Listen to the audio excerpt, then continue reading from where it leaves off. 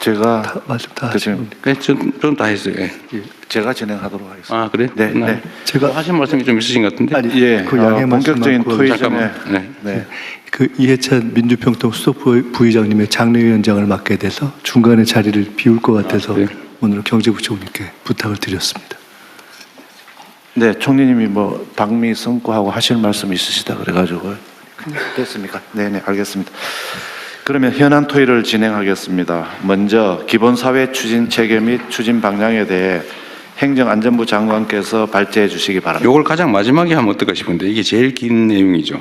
네, 알겠습니다. 네, 그걸 좀 맨 뒤로 빼고. 네. 네, 그러면 다음 순으로 가시죠. 다음은 특사경 도입 확대 논의에 대해 법무부 장관께서 발제해 주시기 바랍니다. 예, 법무부 장관입니다. 특사경 제도는 전문 행정 영역에 종사하는 공무원 등에게 법률로 정한 특정 범죄에 대한 수사권을 부여하여 전문성 수사에 활용하고 일반 경찰이 접근이 어려운 분야 효율성을 제고하기 위해 도입한 제도입니다. 현재 중앙에 한 14,000명, 지방에 6,000명 이상 활동하고 있습니다. 특사경 제도의 특징은 강제 수사를 비롯 국민의 기본권을 제한하는 수사무의 성격상. 잠깐만, 장관님. 그렇게 빨리 얘기하시면 못 알아들어요. 네. 천천히 요약해서. 뭐 시간이 없고 짧게 하라 그래서. 아니 짧게 하는 건 요약해서 하는 거지 빨리 말해버리라는 거 아니에요? 못 알아들어요. 네. 가장 중요한 게 실효적 통제 수단을 필요하다는 겁니다. 그래서 지금 현재까지는 검사가 특사경에 대한 지휘권으로 이걸 행사하고 있습니다. 특사경 제도는 수사 비전문가에게 예외적으로 사법경찰관을 부여하는 제도이기 때문에 적법 절차의 준수, 인권침해 예방, 수사 역량 확보를 위하여 검사의 사법 통제에 절대적인 수사권을 행사하도록 설계되어 있습니다. 현행 형사소송법 245조 2가 245조 10이 검사의 지휘 대상임을 명시하고 있습니다. 현재 특사경은 행정조직 특성상 수사 관련 군속기관이 짧고 행정 업무와 수사무를 병행하고 있는 바 수사 절차 일반, 영장, 송치 등 전 단계에서 검사와 협의, 지휘를 거쳐 절차의 적법성과 실효성을 확보하고 있습니다. 그렇기 때문에 특히 민간 분야 특사경의 경우에는 적법 절차의 준수나 수사 노하우의 보완 등을 위해 면밀한 사법 통제가 좀 필요한 것입니다. 지금 고용노동부와 검사의 산업안전협의체가 그런 면에서 아주 모범적으로 좀 운영되고 있습니다. 특사경 신규 도입 및 수사권 확대 논의가 지금 진행되고 있는데 비공무원 조직을 중심으로 특사경 신규 도입 또는 권한 확대에 관한 논의가 지금 크게 다시 있습니다. 대표적인 게 잘 아시는 것처럼 금융감독원에서 독자적 인지수사권의 도입과 민생 특사경 도입을 좀 요구하고 있는 상황입니다. 건보공단에서도 의료기관의 불법 개설 범죄에 대한 수사권 부여를 요청하는 목소리가 있습니다. 한국인터넷진흥원에서도 사이버 침해 범죄에 대한 수사권 부여를 요청하고 있습니다. 그러나 수사는 본질적으로 신체의 자유, 사생활의 비밀, 재산권 등 기본권을 직접 제한하는 고도의 공적 작용을 좀 고려할 때 비공무원에게 수사권을 부여할 불가피한 사정이 있는지 권한에 대응하는 통제 방안을 함께 설계하는 것이 아닌지에 대한 수기가 좀 필요한 때입니다. 금감원 같은 경우를 간단히 말씀드리면 금감원 같은 경우는 그 자본시장 특사경 경우 주식시장에 미치는 파급력이 매우 큽니다. 그렇기 때문에 현재는 증권선물위원회나 금융위원 등 국가기관이 입건 여부를 지금 결정하고 있습니다. 광범위한 독자적 수사 개시권의 필요성이라든가 오남용 가능성을 충분히 수기해서는 검토해야 될 것으로 보고 있습니다. 금감원의 그 민생 특사경 도입은 범죄의 디지털화, 조직화에 대한 전문적 대응이 필요성이 있다는 그 취지는 공감하지만 금감원이 조사물을 담당하지 않는 분야까지 수사권을 부여할 불가피한 사정이 있는 등에 대한 충분한 사정 검토가 필요합니다. 특히 금감원이 요청하는 민생 특사경에 관련된 여러 가지 수사는 경찰이 지금 다양한 형태로 지금 특별한 수사 팀들을 만들어 운영하고 있기 때문에 금감원과 경찰과의 유기적 협력 관계, 정보교환 관계를 만드는 게 필요하다는 그런 주장도 상당히 큽니다. 건보공단 및 한국인터넷진흥원 특사경 문제는 건보공단이 보유한 데이터 및 조사 경험 또는 키사익의 사이버 침해 사고 대응 역량 등 전문 분야 수사의 실효성을 고려할 때 원칙적으로 입법 정책으로 결정할 사항입니다. 다만 비공무원 조직의 성격을 고려할 때 또 이러한 경험들이 없기 때문에 현행 형사소송법의 틀 안에서 집중교육, 전담직원 지정 등을 통해 수사 역량을 확보하고 수사 개시 전 검사의 사전 협의 절차를 의무화하는 등 국민 기본권 보호를 위한 사법 통제 방안 도입이 함께 논의될 필요성이 있다고 보고 있습니다. 네. 마치겠습니다. 또 진행 제가 할게요. 이게 제가 이거 빨리 안건을 좀 준비하자고 한 취지는 하여튼 몇 개의 쟁점들에 대해서 이견들이 있기 때문에 오늘 그걸 좀 조정을 좀 할까 싶습니다. 어쨌든 특별사법경찰관은 기본적으로는 이제 공무원들, 수사 공무원이 아닌 경찰 검사가 아닌 일반 행정 공무원들에게 이제 당의 직무, 본인들이 취급하는 사무에 대해서 필요한 수사를 할 수 있게 예외적으로 허용을 하고 있는 거죠. 그런데 이게 지금 특정한 경우에는 민간기구, 공무원이 아닌 민간인에게 특별사법경찰 업무를 허용할 거냐.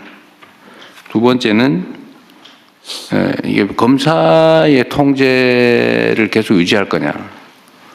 뭐 어떤 경우는 인지 수사를 또 제한을 해가지고 또 인지를 못하게 하는 경우도 있고 또 수사 범위에 대해서 또 이견이 또 있는 것 같아요. 예를 들면 뭐 저 어디지 지적재산권 담당하는 지식재산처 거기는 뭐 예를 들면 기술 유출 분야에 대한 수사를 못하게 돼 있나 봐요.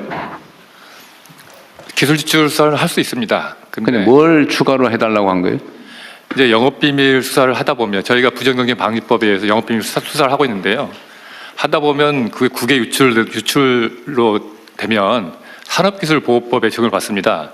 근데 현재는 저희가 부정경쟁 방지법만 국한이 되어 있기 때문에 그 경우에는 이제 추가적인 수사가 필요한 상황입니다. 그래서 산업기술보호법 위반에 대한 수사권도 연관된 부분이니까 허용을 좀 하는 게 좋겠다. 하다 보면 불가피하게 연관되는데 그 산업기술보호법은 산업부 소관입니다. 산업부 소관이니까. 네, 그러다 보니까 이제 부처 간에 약간 산업부 그러면 어디 산업부는 어디 있어요? 예. 산업부는 그러면 산업기술보호법 위반 부분에 대한 특사경이 있어요? 없습니다. 없어요. 그럼 결국 못 하는 거네. 네, 그래서 근데 그거는 어쨌든 지식재산처는 특허 뭐 이런 것만 취급을 하니까 일반 영업비밀 보호는 원래는 대상이 아닐 수도 아닙니다. 있겠네. 그런데 지금은 영업비밀 보호 침해도 지금 조사 대상 권한으로 돼 있다 이거예요? 기본적으로 지식재산처가 특허와 영업비밀 전반을 원래 수사하고 있습니다. 영업비밀까지? 예, 포함되고 있습니다. 부정경쟁 방지법 따로 있습니다. 근데 산업기술보호법 위반을 빼는 거는 좀 이상하긴 하네요. 네, 그래서 이제 굳이 본질적으로 그럴 필요 없잖아요, 그죠? 본질적으로 연결되어 있는데 네, 어쨌든 그런 문제를 좀 논의를 하자는 겁니다. 그럼 하나씩 해볼게요.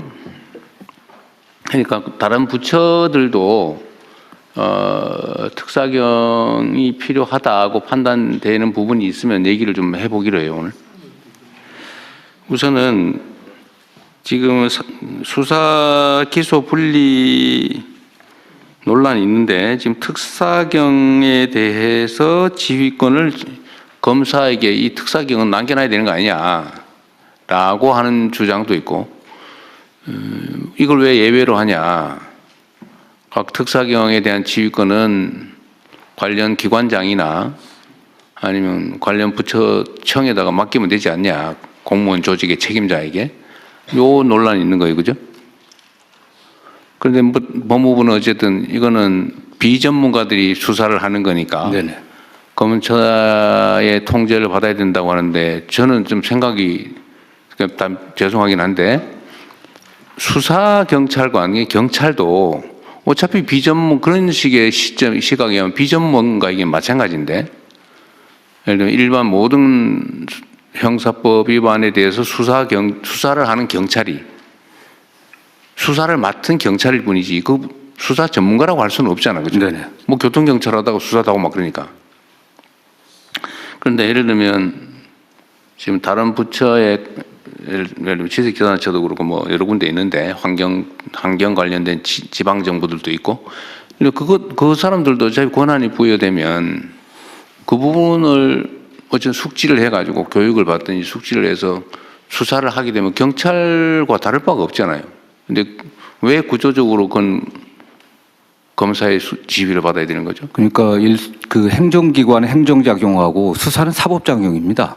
수사라고 하는 사법작용은 궁극적으로 목적이 기소해서 처벌하는 겁니다. 그런 행정청의 행정작용, 조사작용, 조사는 좀 내용이 그 목적이 다르기 때문에 최종적으로 기소를 목적으로 하려고 하면 조사 단계에서부터 수사를 한다고 하면은 증거를 적법하게 수집해갖고 그 적법한 증거 능력을 갖춘 증거를 갖고 기소를 해야 되지 않겠습니까?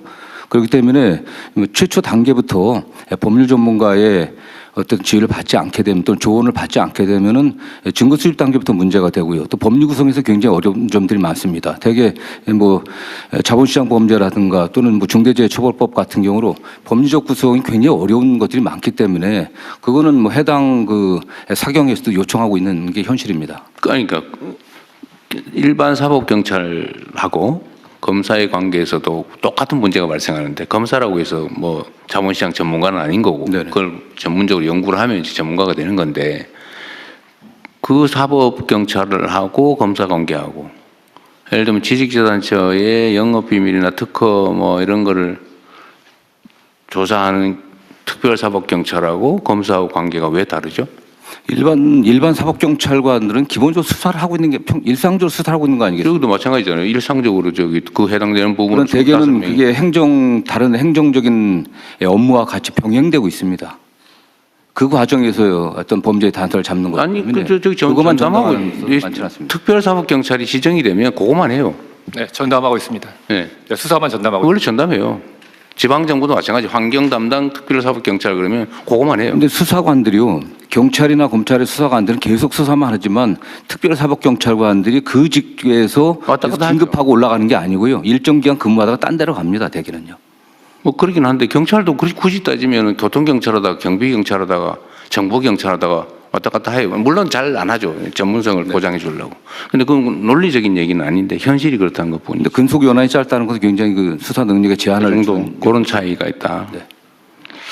어쨌든 이거는 지금 검경 수사권 분리와 관계에 대해서 꽤 복잡한 논쟁거리여서 네. 그냥 이 정도 하고 요 수사 특사경에 대한 지휘 권한을 검찰에 줄 건지 검찰은 통제는 하니까 뭐 영장 청구하면 영장에 대해서 만약에 인지 수사에 대해서 통제가 필요하면 뭐 보고 정도는 할 수 있겠죠. 근데 예를 들면 금감원 같은 경우는 인지 수사를 못하게 해놨다면서요.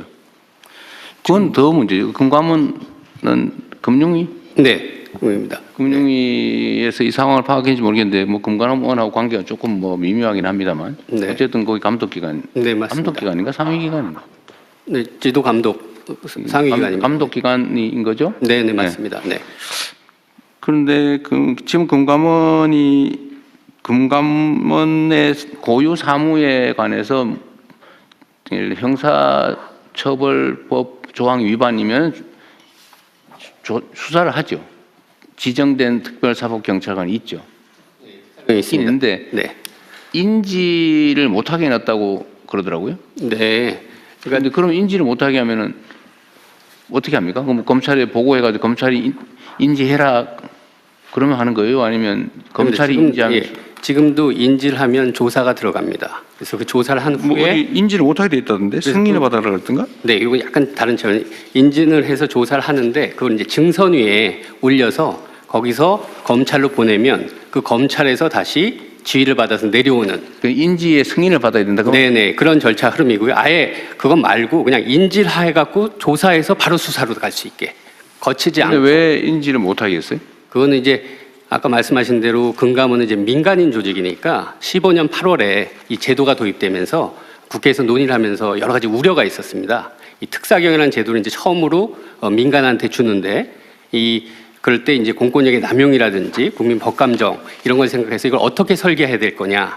그러면서 조금 그런 측면에서 요 인지수사권 자체로 하는 거 그거는 살짝 조정을 해놓은 그런 상황입니다. 이게 지금 특별사법경찰 도입 취지는 검사나 경찰이 이 수사를 다 감당도 못할 뿐만 아니라 그 해당 분야는 특수한 전문성이 있는 분야라서 그 업무를 담당하는 공직자 또는 어쨌든 민간 기구에게 조사나 행정을 하는 과정에서 필요하면 그 법 절차를 지키게 하기 위해서 신속하게 전문적으로 하기 위한 제도잖아, 그죠? 예, 그렇습니다. 네. 그런데 그걸 왜 예를 들면 우리 사회에 우리가 형벌 조항을 최대한 이제 없애는 작업을 곧 할 거잖아요. 그 부당한 형벌 조항을 최대한 없애고 정말로 형사처벌을 가해야 될 주요한 조항들을 위반한 범죄 행위가 있다면, 범법 행위가 있다면 그거는 공무원뿐만 아니라 일반 시민들도 사실은 현행범 체포할 수 있는 거잖아요, 이론적으로. 그죠? 현행범 체포할 수 있습니다. 현행범이면 일하면. 네.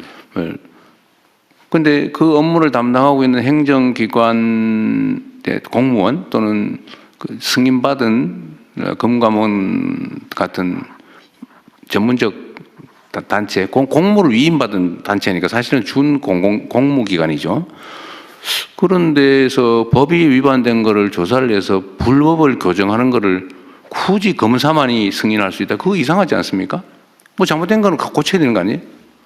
뭐 지금은 어쨌든 민간인이기 때문에 공무원이 아니기 때문에 민간에게 그 수사권이라 그런 것은 궁극적으로 강제 수사를 동반할 수밖에 없고 네. 그다음에 금감원 같은 경우는 영장 없이 또 수사할 수 있습니다. 계좌 추적도 할 수 있기 때문에 그런 많은 권한이 있는데 그 수사권을 좀 신중하게 행사해야 되고 특히 금감원이만 수사를 시작한다고 했을 때 그 외부에 알려지게 됐을 때 일반 자본시장에 끼치는 영향이 매우 큽니다. 그렇기 때문에 좀 더 신중하게 하는 그런 취지들이 있습니다.